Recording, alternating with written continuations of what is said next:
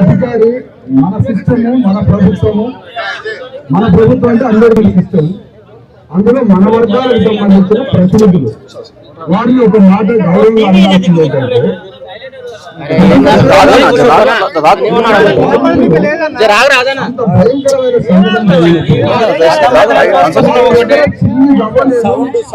చేయడానికి సమాధి చేయడానికి ఒక పైసా లేదు.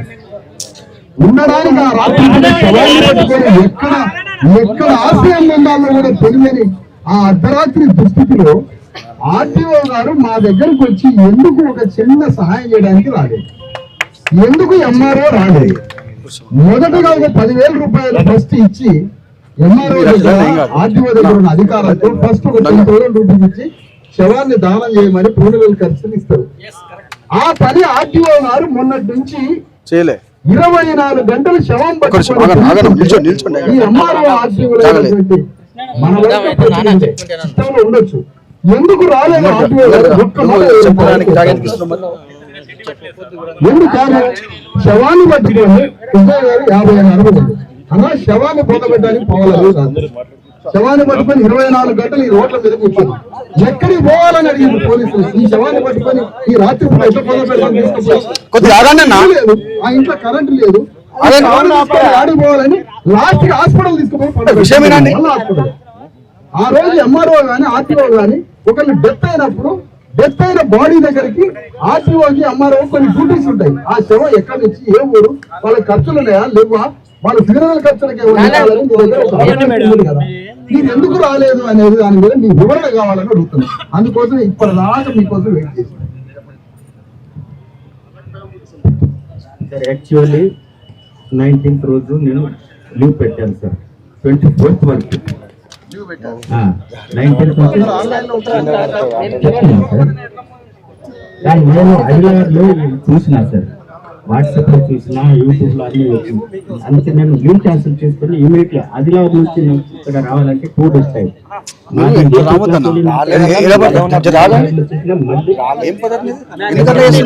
చెత్తను అర్థం చేసుకో.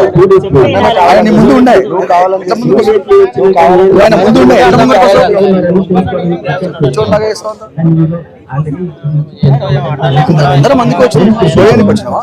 అర్థం చేసుకోవాలి. అక్కడ చాలా డిస్టర్బెన్స్ అయింది.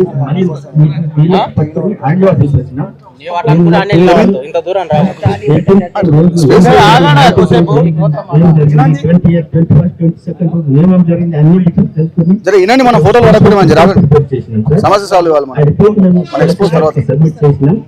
దాంట్లో అంటే నేను నాకు కావాలిటీ ఉండడం వలన మీరు అడిగిన క్వశ్చన్ సమాధానం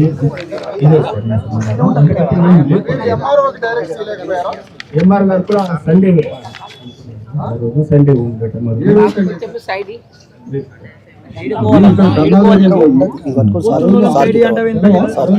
జాగలేదమ్మా.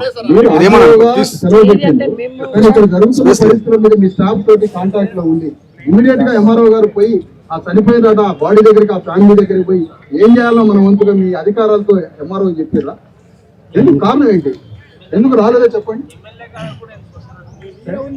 ఎమ్మెల్యే పక్కనే పార్టీ వాడు కదా, వాడు చంపినవాడు, వాడు ఎందుకు వస్తాడు? వాడు చంపినవాడు ఇంకెందుకు వస్తాడు? మనిషి మంచిలా కూడా చూడటానికి ఎమ్మెల్యే చెప్పకుండా రావా? ఎమ్మెల్యే ఎవరైనా ఉన్నాడు కదా, ఎమ్మెల్యే అనే లంగగాడు ఉన్నాడు కదా ఇక్కడ, అతను చెప్పిందా రారా మీరు? మరి ఎందుకు మీరు ఆర్డర్ చేయలేదు ఎంఆర్ఓకి? బాడీ దగ్గర మీ ఫేస్ చూస్తేనేమో చాలా ప్రేమించేటట్టుకున్నారు మీరు రూపం, కానీ మీ యాక్షన్ మాత్రం ఇంత భయంకరంగా ఉందండి. ఎందుకు డైరెక్షన్ ఇవ్వాలి? ఎంఆర్ఓ గారు మీకు తెలుసా ఇన్సిడెంట్ అయింది? మీకేమి ఇన్ఫర్మేషన్ రాలేదు?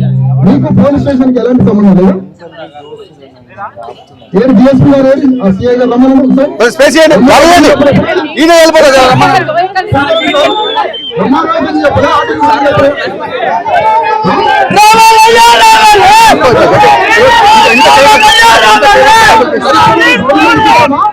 ఇక్కడ నడుస్తున్నది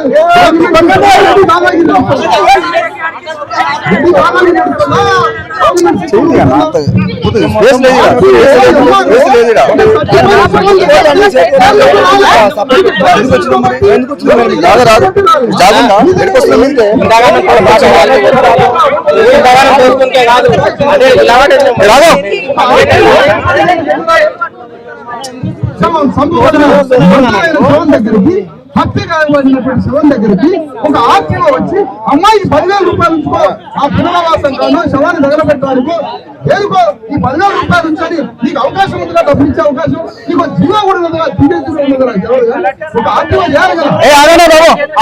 తన దగ్గర వచ్చింది ఈ శవాన్ని ఎక్కడ తీసుకుపోవాలో మొన్న రాత్రి ఆ ఒక్క మాటగా అందరం చెల్లించిపోయాం.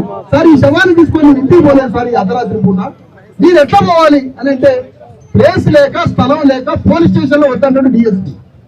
ఇంటికి పోవడానికి 12 కిలోమీటర్ల శవాన్ని తీసుకొని పోవాలి, అక్కడ ఇల్లు లేదు, దాంట్లో కరెంట్ లేదు, ఎవరొచ్చి కొడుతున్నా తెలియదు, ఆ ఊళ్ళో వాళ్ళని అరెస్ట్ చేయలేదు, ఆ ఊరికి పోవడం కుదరలేదు, పోలీస్ స్టేషన్ లో శవం పెట్టడం కుదరలేదు. ఇప్పుడు ఈ శవాన్ని తీసుకొని నేను ఎడిపోవాలని తల్లి అడిగితే ఎక్కడి నుంచి గవర్నమెంట్ హాస్పిటల్ నుంచి శవాన్ని తీసుకొచ్చినామో మళ్ళా అదే దగ్గరికి పోయి ఈ శవాన్ని ఫ్రిడ్జ్ లో పెట్టడం జరిగింది. ఇంత భయంకరంగా ఉంటుందా ఎక్కడన్నా? ఇది ఆర్టీఓకి ఇష్యం, ఎంఆర్ఓకి ఇష్యం. ఇది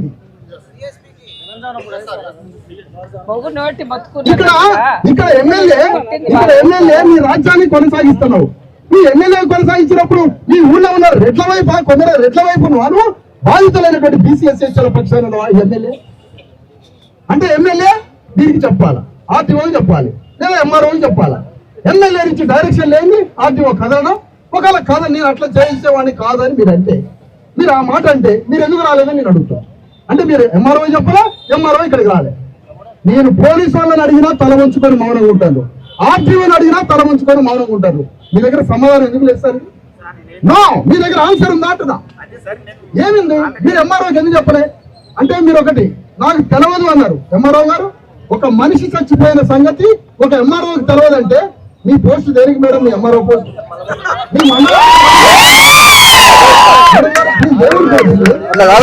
అమాయకత్వంగా చెప్పారా? మీ అమాయకత్వానికి మీరు బాధపడాలా, బాధపడాలా? మీ మండలంలో ఒక మద్దలైన సంగతి ఒక శవాన్ని పట్టుకొని మీ మండలంలో 2 రోజులు తిరుగుతుంటే నాకు ఆ ఇన్ఫర్మేషన్ లేదంటే ఎంతవరకు కరెక్ట్?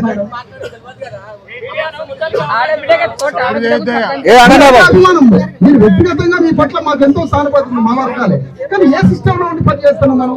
మనకు అంచనాకు ఎట్లా ఉపయోగపడుతుంది అసలు? ఆర్టీఓ గారు మీరు దీని మీద మౌనమే అంగీకారం అన్నా పర్వాలేదు, మేమేం బాధపడం, కానీ మాకు జరిగిన విషయం ప్రపంచానికి తెలవాలని చెప్తున్నాను. ఈ విషయం ఒక చనిపోయిన శవం దగ్గరికి బీదాబిక్కి జనం దగ్గరికి ఒక్క పైసా లేని వాళ్ళు శవాన్ని పట్టుకొని 2 రోజులు ఇక్కడ తిరుగుతుంటే, ఆ 2 రోజులు న్యాయం కోసం తిరుగుతుంటే అసలు ఆర్టీఓ రెవెన్యూ నుంచి, ఆర్టీఓ ఫ్రమ్ కలెక్టర్ నుంచో చీఫ్ సెక్రటరీ నుంచో మీరు మాకు ఏదైనా చెప్పి మీరు పోలీసులను కోఆర్డినేట్ చేయాల్సినటువంటి పాత్ర ఆర్టీఓ. పోలీసు వాడు దిక్కులేకపోయా, పోలీసు వాడు బ్రహ్మాండంగా తిరుగుతాడు. రాయగా మాకు ఏంది ఎమ్మెల్యే అంటున్నాడు, మాకు రేవంత్ రెడ్డి అంటున్నాడు అన్నట్టు తిరుగుతాడు. ఆయన ముఖం చూసారు ఇందాక చేసుకోండి, ధర్నా చేసుకోండి, మాకు ఎమ్మెల్యే ఉన్నాడు, మంత్రులు ఉన్నారు, మాకు రెడ్లందరూ అండగా ఉన్నారు అన్న అంత కాన్ఫిడెన్స్ గా తిరుగుతుండే ఊపిరి తీసుకుంటారు. అందుకనే మేము అంటున్నాం సార్, ఒక ఆర్టీఓగా ఒక ఎంఆర్ఓగా చచ్చిపోయిన బాడీ దగ్గరికి ఆ ఫ్యామిలీ దగ్గరికి చిన్న మెరిసి చిన్న అభిమానం మీరు వాళ్ళ మీద చిన్న ఏదైనా ఒక మీరు ధర్మం ఏదైతే ఉందో అది చేయలేకపోయేదని మేము బాధపడి మిమ్మల్ని అడుగుతున్నాం. మీ ప్లేస్ లో రెడ్డి అధికారులు వేరే అధికారులు విరమకమ్మ అధికారులు ఉంటే అసలు మీరు ఇక్కడ ఉంటారా సార్? చుట్టుముట్టి ఊపిరి ఆడకుండా చేస్తారు. మా వర్గాలు కాబట్టి ఆయన ఈ ఒక్కటైనా మనసులో పెట్టుకొని ఇక్కడ నుంచి బయలుదేరండి, 1/2 గంటలో ఆ ఊరు పంపిస్తాం. ఇంకోటి బాధితులను ఎవరు పెడితే ఎవరు పిలిస్తే వాళ్ళకి దగ్గరికి నేను బాధితులు పంపను. బాధితులంతా ఈ సంఘటనలో జరిగిన బాధితులంతా బీసీఎస్సీ జేఏసీ ధర్మ సమాజ్ పార్టీ విశారదన్ కంట్రోల్ లో ఎక్కడికి పోరు బాధితులు ఎవరు చెప్పకుండా. ఎందుకంటే మా భయం మాది, మేము కంట్రోల్ చేస్తున్నాం. ఎవరొచ్చి ఈగ వాళ్తుందో ఎవరి నుంచి ఏ దాడి జరుగుతుందో భయంగా వాళ్ళని 48 అవర్స్ నుంచి కాపాడుతున్నాం మేము. అందుకనే చాలా జాగ్రత్తగా మీకు అందుబాటులోకి ఎప్పుడు తేవాలి, మీ ఆ ఊరికి ఎప్పుడు పంపాలి, కమిషన్ దగ్గరికి ఎప్పుడు పంపాలి అన్న దాంట్లో కొద్దిగా ఆలోచించి మీకు ఆ కమ్యూనికేషన్ లో గ్యాప్ అయింది. మీరు దాని విషయంలో ఏం బాధపడద్దు, మీకు ఎప్పుడంటే అప్పుడు హ్యాండ్ ఓవర్ చేస్తాం. కాకపోతే ఈమె ఆరోగ్యం బాగలేదు, 3 రోజులకి తిండి లేదు, ఆ 3 రోజులకి తిండి లేక నీరసమై ఇప్పుడు సెలైన్ బాటిల్ తెప్పించుకొని వచ్చింది పాప తల్లి. మరి ఈమెని తీసుకుపోవాలంటారా అక్కడికి? కమిషన్ చైర్మన్ ఇక్కడికి వస్తుందా? ఇలాంటి అనారోగ్య పరిస్థితులు తప్పకుండా జరిగిన సంఘటన స్థలంలోనే విచారించాలనే రూల్ ఏమైనా ఉంటేనేమో తీసుకొని పోదాం. లేదంటే కమిషన్ ఇక్కడికి వస్తే 4 చైర్లు అరేంజ్ చేస్తాం, మొత్తం టెంట్ అరేంజ్ చేస్తాం, లేదా కమిషన్ వాళ్ళకైనా కలెక్టర్ అయినా అరేంజ్ చేస్తారు, మీరైనా అరేంజ్ చేస్తారు, విచారించుకోమని చెప్పండి.